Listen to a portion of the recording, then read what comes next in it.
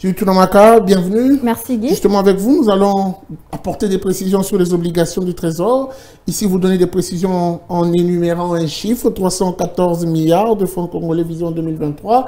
Mais avant tout, j'aimerais que l'on parle d'abord du taux de change. Qu'est-ce que l'on doit retenir? En prenant en compte la cote de bourse en République démocratique du Congo, on peut comprendre qu'à l'officiel, 1 dollar s'évalue à 2016 francs congolais, un franc CFA s'altère à 3,26 centimes et 1 euro se coopère à 2141 francs congolais.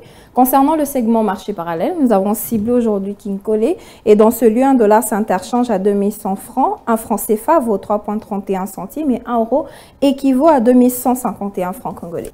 Alors ma question est simple, Julie Tounamaka, combien le gouvernement congolais compte capter comme somme sur le marché financier local des obligations du Trésor indexées en 2023? Le gouvernement de la République démocratique du Congo compte capter sur le marché financier local des obligations du Trésor au profit de la Banque centrale du Congo un montant de 314 milliards de francs congolais, soit plus de 155,9 millions de dollars américains au cours de l'année 2023. Et c'est du moins ce que ressort le calendrier d'émission des obligations du Trésor au profit de la Banque centrale du Congo pour la période allant de janvier à décembre 2023. Mais quelle sera alors la répartition de ces emprunts? Voilà, entre janvier et mars 2023, le calendrier publié par le ministère de Finances prévoit des emprunts de 78,50 milliards de francs congolais.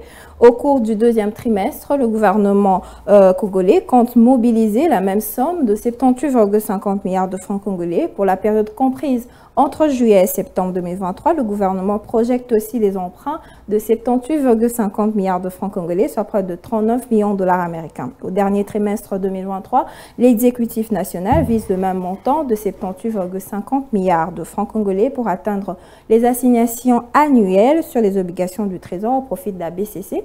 Ici est donc de souligner que la maturité de ces opérations varie de 2 à 5 ans. Alors on parle, vous êtes revenu sur le mot plus d'une fois, obligation du Trésor.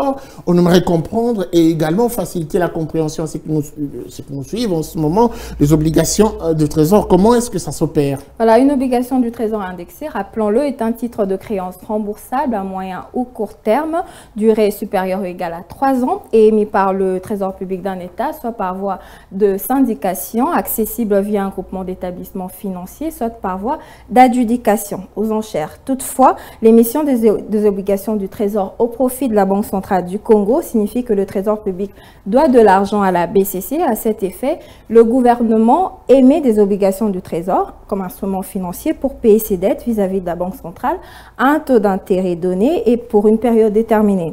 Après que le gouvernement a émis les obligations du Trésor au profit de la Banque centrale du Congo, expliquent d'ailleurs certains experts, la Banque centrale peut aussi titriser ses créances qui lui sont dues. Et la titrisation va donc consister à vendre ce que le Trésor public lui doit en petits titres à des particuliers ou des entreprises pour sortir cette dette de son bilan, notamment dans le cadre d'un événement d'assainissement des états financiers de la Banque centrale du Congo. Merci beaucoup à vous, Julie Tounamaka, pour cette spéciale présentation du jour. Merci à vous, Guy. Alors, je vais finir cette partie avec une petite question de curiosité. Vous êtes catholique, vous êtes mobilisé également à accueillir le pape qui arrive dans pas longtemps? Oui, tout à fait. D'ailleurs, je chante dans une chorale et notre organisation prévoit juste d'animer la messe qui aura lieu ce jour.